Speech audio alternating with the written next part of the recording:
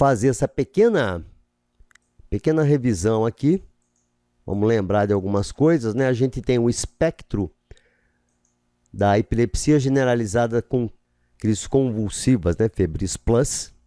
E nesse espectro, a gente vai ter a crise convulsiva febril plus mesmo, e você pode evoluir para quadros mais graves. Isso a gente viu.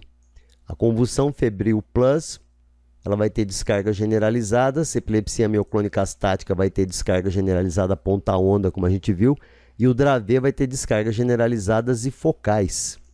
Seria mais ou menos isso aqui, né? Esse aqui é o espectro das convulsões febris plus. Tem a convulsão febril plus, só que olha aqui, lá longe dela, ó, lá no outro cantinho da árvore, lá, ó, você tem convulsão febril simples. Então a gente realmente nós não fazemos eletro em crise de convulsão febril simples, mas você tem que lembrar que ela pode aparecer também num contexto mais amplo. A crise febril plus, ela pode ter crise afebril também, cairia juntamente com o grupo aqui da febril simples, crise afebril apenas, afebril e febril. Você tem que lembrar que nessas patologias mais graves aqui, a crise ocorre febril, continua acontecendo após os 5 anos de idade e começa antes dos 6 meses. Né? Aqui é entre 6 meses e 5 anos. Né? E você tem que lembrar que o mais aqui, né, da epilepsia generalizada com crises febris, o G, aliás, o G no mais, né, o G aqui, ó, quer dizer genético. É dessas mutações aqui. Então a gente tem que lembrar disso. Qual que é a diferença da epilepsia mioclônica estática e o Dravet no eletro? A diferença é que aqui, ó, aqui você vai ter descargas focais. Você vai olhar, você não vai saber se o EG é focal ou se ele é generalizado. Então vocês vejam que hoje, eu lembro que quando eu estudei, logo que eu comecei, né, a estudar epilepsia, olha só a quantidade de quadros genéticos que a gente tem hoje em dia, que a gente sabe que tem uma correlação genética, né? Então vejam como mudou, né? Quanta coisa mudou de lá para cá. Então a síndrome de Dravet, inicialmente o EEG pode ser normal, que vão mostrar espículas focais, posteriormente você vai ter pontas multifocais, complexos ponta-onda generalizada. Isso no Dravet. E sempre aqui o componente, lembrar que componente genético que associa o Dravet com a crise convulsiva febril plus. A gente não vai entrar profundamente na questão do tratamento, né, mas eu acho que vocês estavam perguntando até aí, e o tratamento dessas patologias é muito difícil. Perdão, as encefalopatias todas epiléticas, elas são resistentes à medicação. E o Dravet, ele tem uma característica importante, né? As síndromes desse espectro, elas afetam o canal de sódio.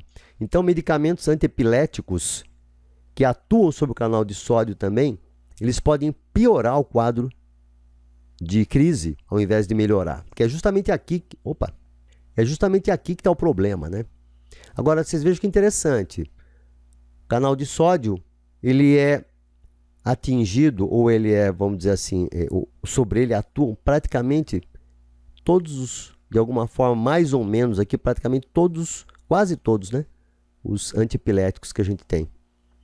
Não atua aqui o fenobarbital, a etosuximida, a vigabatrina, que a gente praticamente não usa, né? Devido aos perigos que ela representa, né? Os benzodiazepínicos, o levetiracetam, e a pregabalina que tem aqui, né? Estripentol não tem aqui no Brasil ainda, né? O retigabine não tem e o perampanel também não, né? Então vocês vejam que a gente tem que tomar muito cuidado. O paciente teve crise convulsiva febril.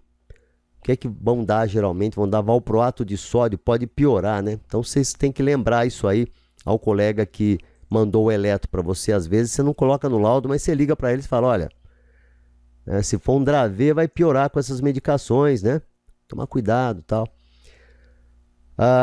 Síndrome de Duse, que a gente viu também, atividade de fundo do EG normal no começo, depois vai lentificando. A gente viu que tem aquele ritmo parietal de Duse, né, que é um teta parietal, que aparece em outras patologias também, mas no caso de um questionamento para você, você fala, não, existe um ritmo parietal teta de Duse ali, que quando você pensa no quadro, você tem que lembrar que ele pode existir, daí se você encontrar, ele pode corroborar a tua hipótese diagnóstica. Só para a gente lembrar então, né, a crise mioclônico atônica, que pode levar você a pensar num Duse aí. Você tem uma mioclonia, que é aquele sustinho, a criança tem aquele sustinho ali, ó, olha só. E de repente ela cai. Uma mioclonia e uma atonia. Mioclonia poliponta e a atonia, a criança pode ter uma onda lenta com período decremental, né? Lembrar disso, que é a síndrome de Duse. Olha só, nós vimos, o que a gente discutiu aqui agora é exatamente isso aqui, né?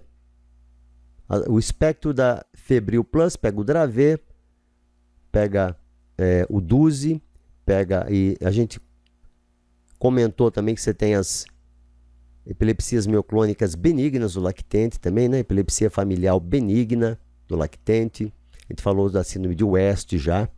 Um quadro de uma encefalopatia mioclônica, um status mioclônico, né? Num distúrbio não progressivo. E faltou comentar com vocês aqui as crises focais migratórias, que a gente depois comenta com vocês.